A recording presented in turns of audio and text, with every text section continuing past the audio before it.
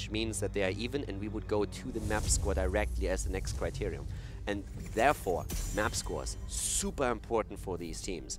And Fnatic knows that as well. So no matter what happens, this is a map that's highly important to them, but also they want to maintain their record. They want to make sure that Dignitas is not going to become a threat at the end of the season. They know what happened to Team Liquid when we were talking about the first phase of the year. Well, we'll see if the tiebreakers will come in a few more weeks. For now, it's game 4 as Dignitas Fnatic are going at it here. Medivh will be banned out by Dig. Fnatic banning out Tassadar, and let's see which first pick they're going to move into. That Medivh pick to me is just so funny. It's really just saying, Shrimpy, I'm sorry, but you're too good. It's like, that hero played by you. Can you blame them? Like, every single move that was used on Cursed Hollow came down from Shrimpy and his vision, and of course the one Leyland Seal. I'm absolutely not blaming them at all. I think it's a very smart ban. And I love that Dignitas adapts this fast. They had different strategies coming into this, but now with Shrimpy jumping onto Medivh again, this is one of those things where they just say, yeah, there's other heroes that we want to get rid of, other heroes where Fnatic is really impactful on, but this is just a completely different level of... Yeah, this feels like hacking, so let's make sure that Shrimpy doesn't have Medivh, and then we're in a bit of a better spot. Well, I am curious to see how these two styles from these two teams will shape up on BOE. Towards the last few times that we've seen Dignitas on this battleground, they seem to favor more control styles. You're seeing a lot of Arthurs from them, multiple melees coming in, eventually getting to a point where they shut out their opponent by outplaying them in the middle of the map and then finding a spot where they can get 1 to 2 kills and then grabbing the Immortal. Fnatic has been playing Greymane as of late, especially on this battleground, but they decided to pick up Valla, which means they might be introducing a different strategy. Arrow build, first of all, is already good. It helps them a bit against HGC's Mosh Pit as well. But Dignitas, frontline. Yep, staying on the double warriors they seem to pull off on BOE. They love dancing around the chokes, looking for an attempt to grab their opponent, but also to keep them at bay while they soak for the level 10, and Dahaka allows for that to happen. With that, I mean, this is already a statement. Dignitas with a first pick on ETC. A hero that a month ago we rarely saw. Was considered a dead hero, actually. A lot of people were like, ETC's not even worth playing unless you have an amazing god tier support to back you up. I mean, we had him before the Western Clash in Europe a bit. Yeah. It was on Tomb of the Spider Queen that Fnatic showcased him, and Zealots come to mind when we're talking about another team that plays him. But not really to the extent where you would have said, yeah, ETC is back. And it was actually kind of funny, since when we were heading into the Western Clash, I think it was some of the North American players that actually tweeted and said like, why would I ever pick ETC? Hero's dead. So then he got brought back and everybody was just like, well, you know what? You actually make a good point here. Like, here are some really nice things that he brings to the table. So with Dignitas already first picking him, they just show how much of an importance or how much of a priority the hero is to them, and how confident JPL is in his abilities to impact the game with him. But Fnatic takes the opportunity to go into a true and tried Uther and Oriel combo, which, especially at the mid-season brawl and also at the Western Clash, has proven to be one of the just craziest and most annoying comps to play against. How the tides have changed pretty aggressively between these two teams. Fnatic a few weeks ago, when we talked to them about double support, they said, yeah, it's strong, but we don't think it's something that we have to pull out. We can play our own style. And we're seeing more and more double support from them as we continue to go through the weeks here at the HGC. But to be fair, Team Dignitas did grab double warrior and left this this amazing combo up. Uther and Ariel. With a Valla, they are setting themselves up to be very, very pretty. With that Oriel coming in, though, would you argue that we're probably going to see the multi-shot build a little bit more here? Because the Oriel is able to generate a lot of hope. We saw it from Korean teams. I've seen both, to be honest. Yep. I think if you go into a multi-shot build, you have a little bit more of an argument for providing the hope for Oriel. Yeah. I mean, we don't know yet what else they're going to play here. It's just that overall, if you want to raise the Immortal, the Arrow build is absolutely insane on this map. But with Oriel, you can make an argument for a deviation.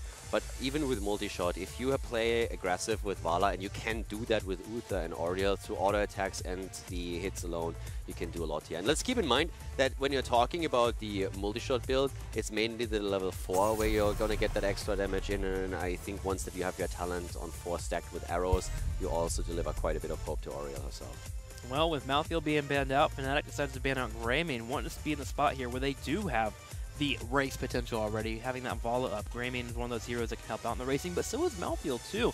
A lot of people undervalue what he can bring due to his Reaper's Mark and how it affects the Immortals. Yeah. Talking, by the way, about what you said about the double support, in Fnatic's shoes, if I have the opportunity to take Uther and Oriel, I'll definitely do that. Yeah. I rather win the game cheesing my way through with the two strongest support combo, or with the strongest support combo that we have, than being a snobby elitist and just saying, I don't need the double support, and then losing the game. Is that the stance you take when you're a snobby elitist? You put your hands up like this?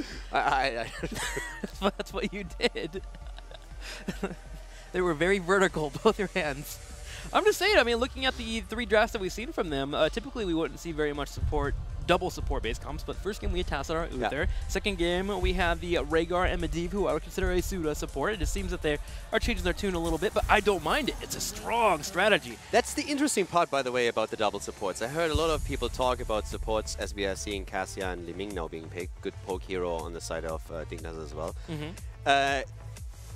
Different people have very weird definitions of what a support is. Oftentimes it's like, oh yeah, they're playing double support, but then you see someone play a Medivh plus X or a Tassadar plus X, and you know, that's not really a double support. And it's like, what's wrong with you? Yeah, of course that's a double support. That's still a double support. Yes, Tassadar can't heal and has shields, and Medivh is in a similar situation up to 16, but still, that's still a double support in my book. Of course, there's a bit of a difference of Rhaegar, Uther, Rhaegar, Oriel. I can understand that, but it's still a double support composition, and Fnatic has never sneezed at a good Tassadar comp, for example. The only hero that I look at in the support chain that I consider an assassin is Tyrande. Tyrande is the one that changes it up for me, but everyone else... She's interesting, right? Yeah, she's super interesting. But especially with the Celestial Attunement as a level 4 talent, I would definitely push her more into a bit of a support role. For me, it's a lot of utility support that she offers. Yeah. With that level 4 talent in particular, it's crazy what you can actually do.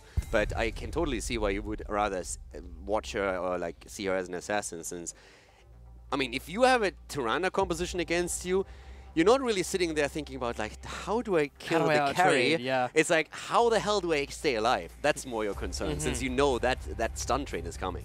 Well, Fnatic finishes up with an Anubrak and a Sonya. Sonya being able to match out on the side push, but also decent against the Immortal. I like the Immortal pressure. Yep, really good. And Morales, we have not seen her in a while, coming out for a bakery on Dignitas. Yep, so Morales coming in. Fnatic, I mean, Fnatic can actually... Oh boy, would I love Leap here. That's what I was thinking. Anubrak sets up the easy charge in with the Burrow charge, and you just leap on top of it, and you hit buttons and kill Morales. Yeah. I really think at this point, if you play that right, you have to be careful of ETC. That's the biggest problem, I think. ETC is the hero that I would be worried about. I would really, if they go for leap and they go for a coordinated, they can go leap for several reasons. First of all, it's great against Morales. Second of all, they have double support. Without the double support, having the extra sustain through Wrath of the Berserker is oftentimes one of the big arguments you make.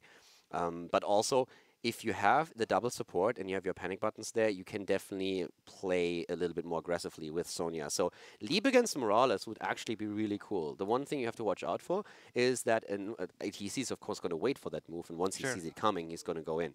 So in an ideal world, they would engage with both of their frontliners at the same time. Anubrak moves in, Cocoon's ETC, and then Sonya leaps on Morales, and they take it from there. We have, against Cocoon, good tools for Dignitas, definitely, especially with the Disintegrate on Li Ming's side.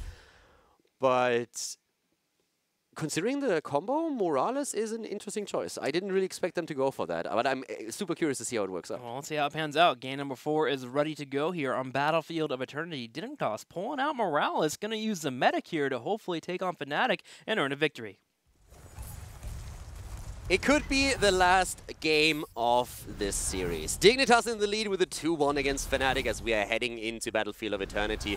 To the left side, Dignitas with a snitch on Cassia, Bakery on Morales. We have JPL again on the cow. The Haka is played by Zelia, and Mena is once again playing Li Ming. On the right side, in the red, it will be Fnatic. Starting this out will be Breeze on Anubrak, Wubby on Sonya, Shwimpy playing Oriel, Quatnix on Valla, and Smexy on Uther. Now, talking about the Morales here, You got to remember, if Morales is not taken care of, she will have a very solid time keeping her teammates alive. But do remember, you have the Safeguard too that can help bolster that ETC, make him a little bit more powerful, and Cassia will be impossible to kill.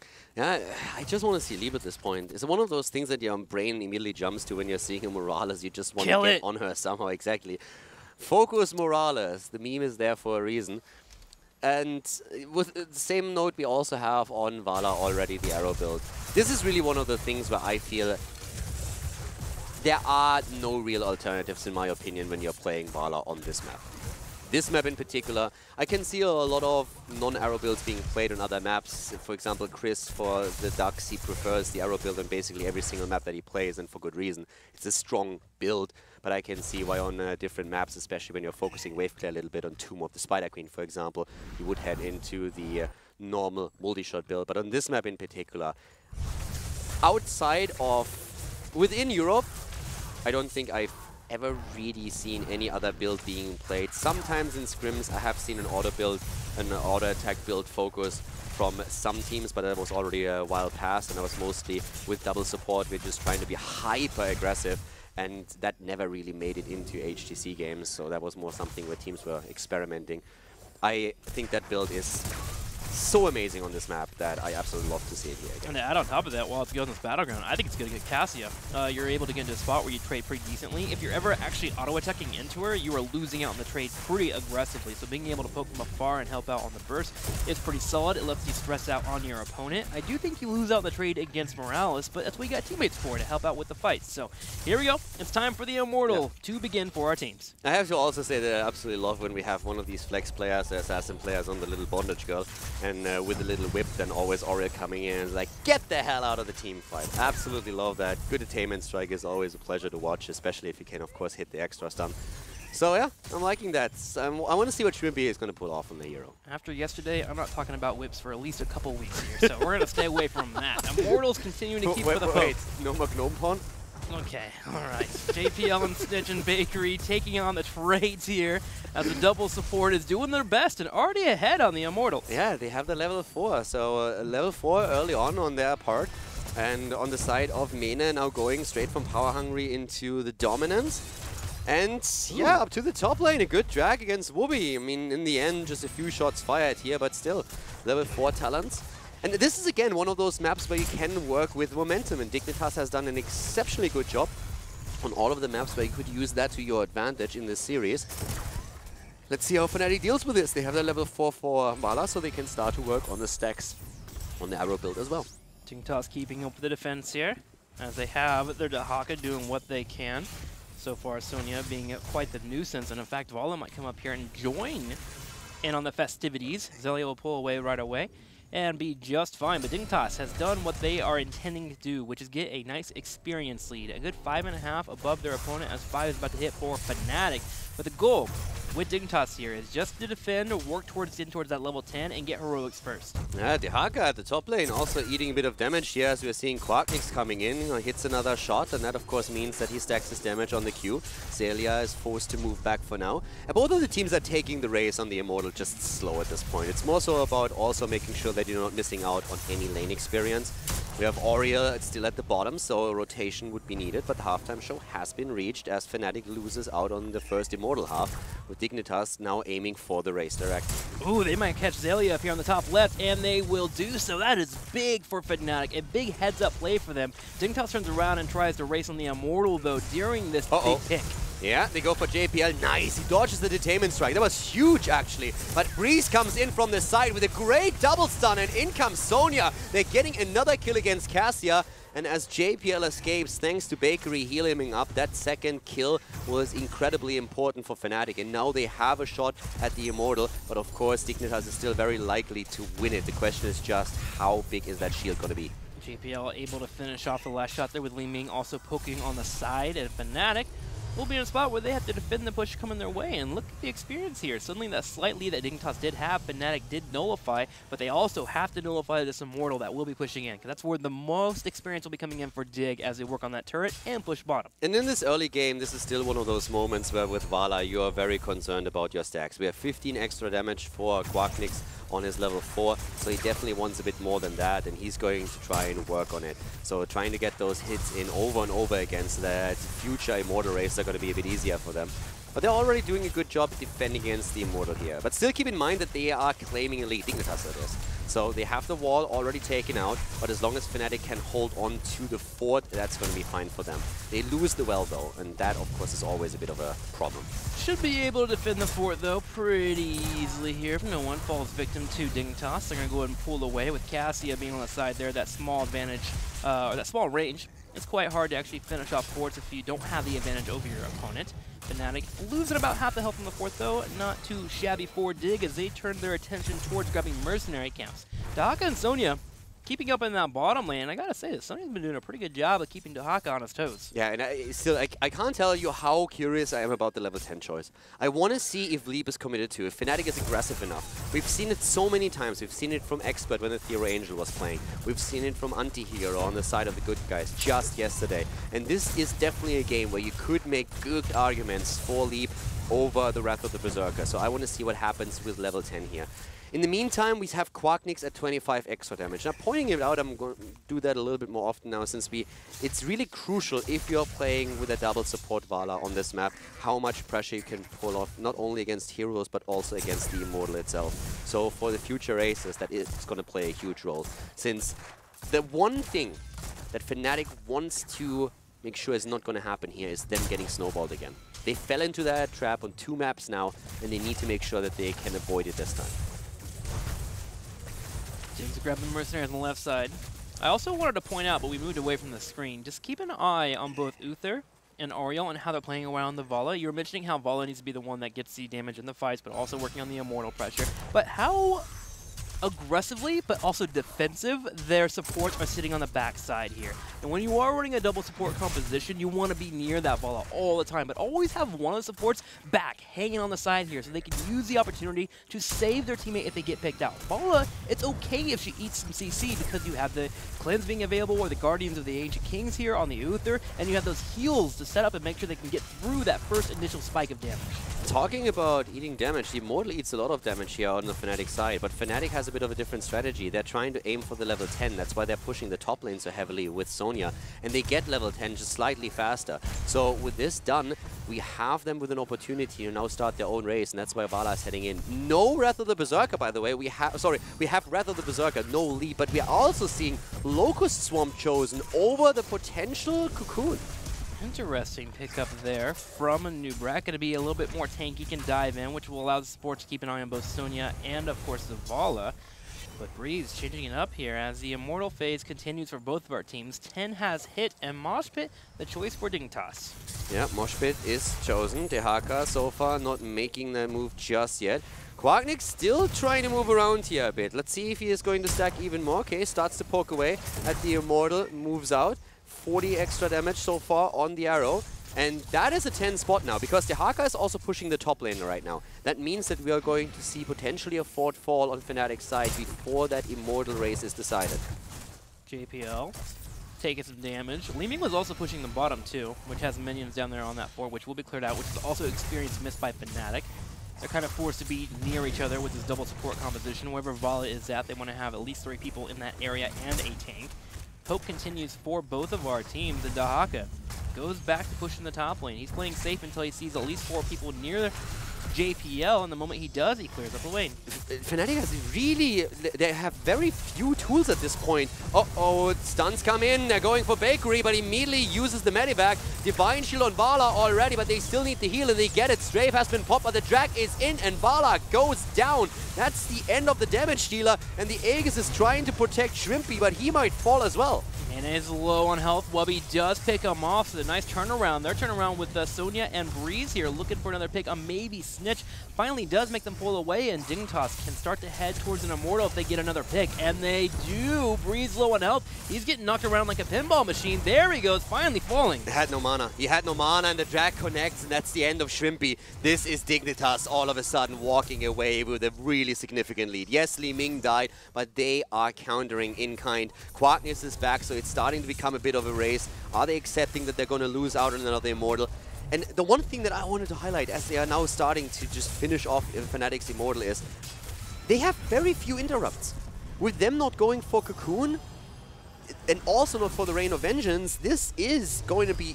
This is one of the reasons why they are so scared of ETC at this point. Because when ETC lands a good mosh pit, it's lights out. They need to make sure that they are not clumped up so that even if ETC gets a mosh pit through, it's not going to hit all of them. We'll see if they can dance around there. It's really hard, too, especially in the middle of the map there, where there's a lot of chokes, a lot of quarters that can come in. We saw Sonya go for a massive flank all the way around, which introduced chaos into the fight, and that allowed ETC to move in and get those engages they wanted. So we'll see if Fnatic will be able to handle the ETC that will be looking for the control. For now, they have to turn around and look at the Immortal and bring out the defense while being behind in talents. Yeah, 13 has already hit. Fnatic is in a really awkward spot. And I'm still a little bit surprised by that Locust Swarm. I could have seen them go super aggressive with even a lead, but they go the complete opposite direction.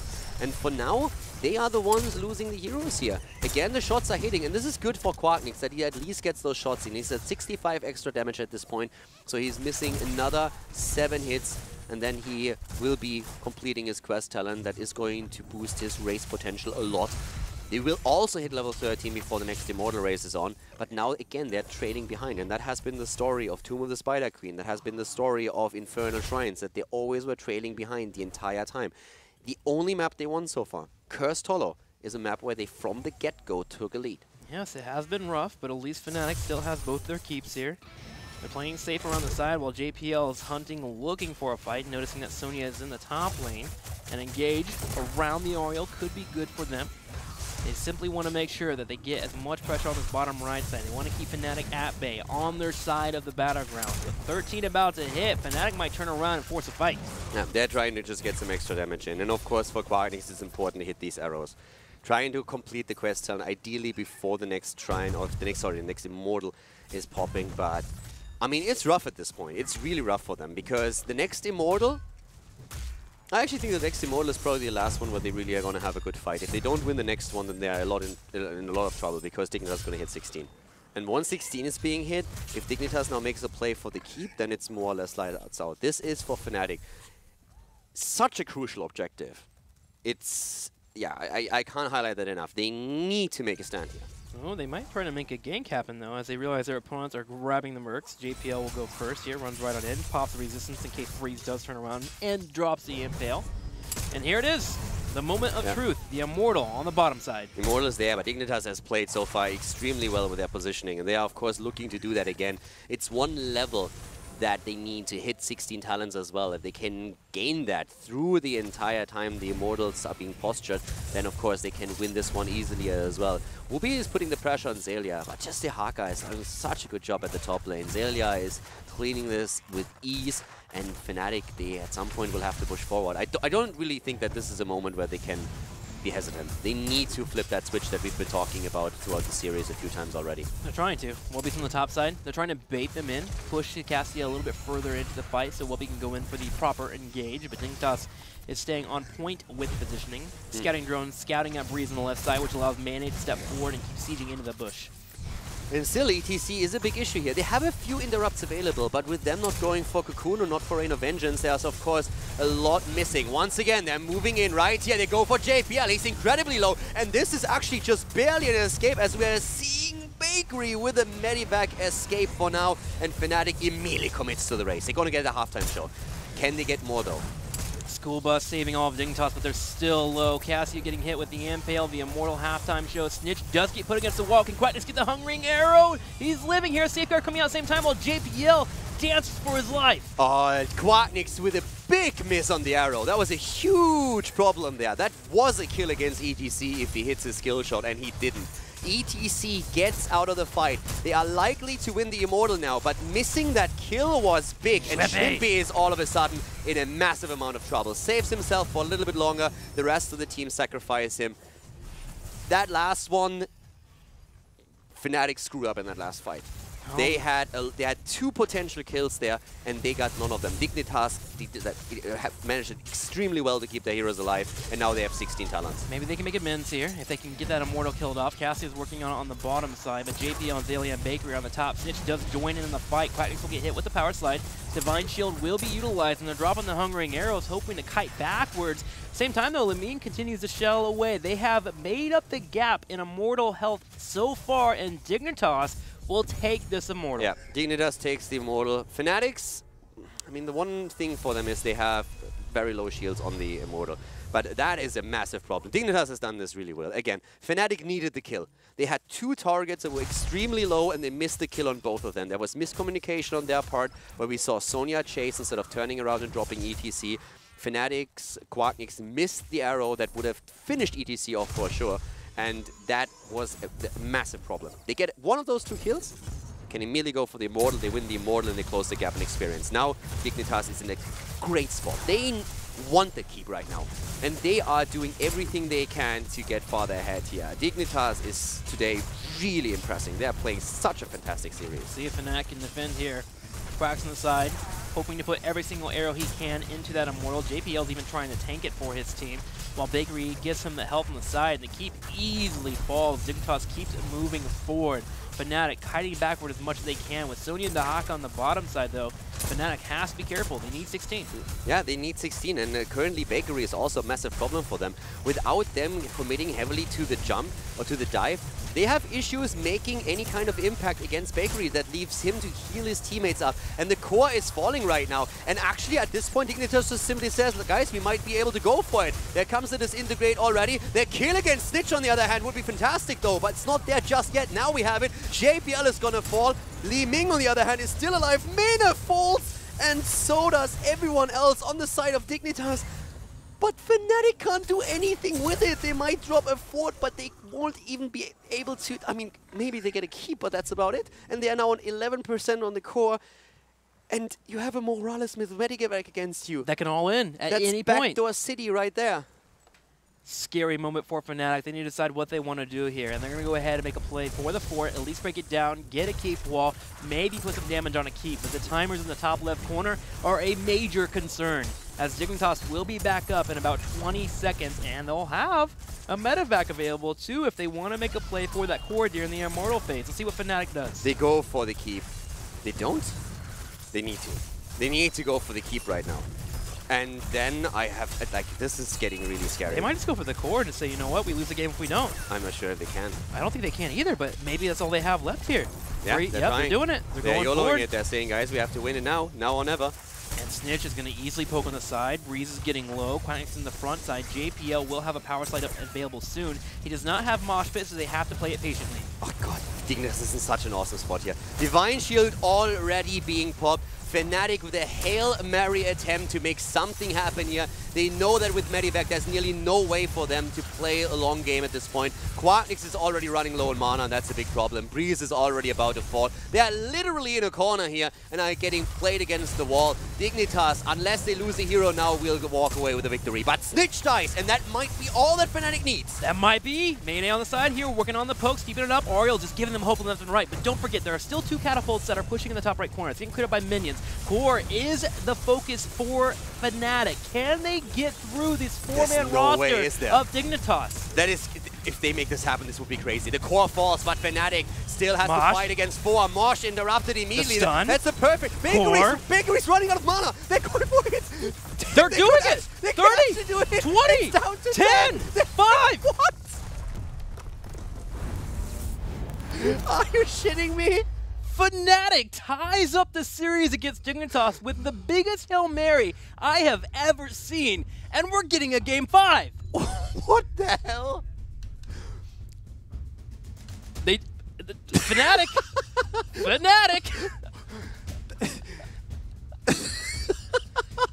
What?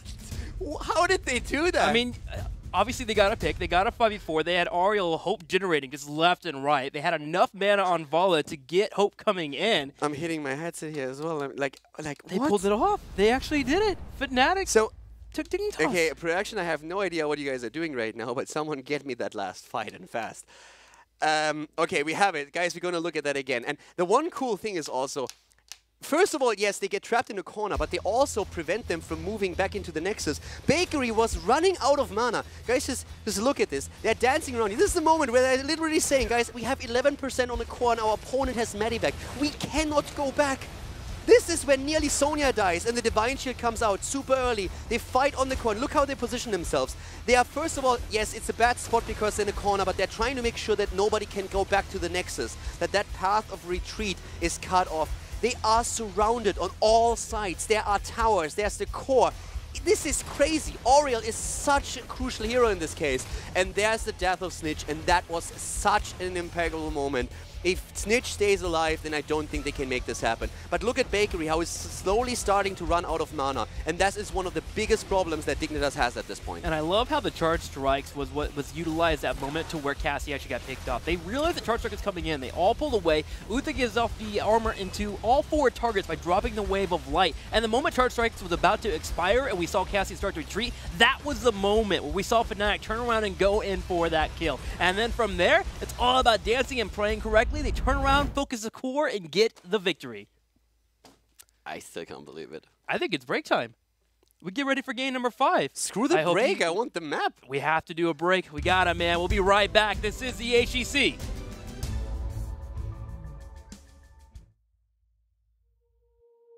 One of the amazing things about all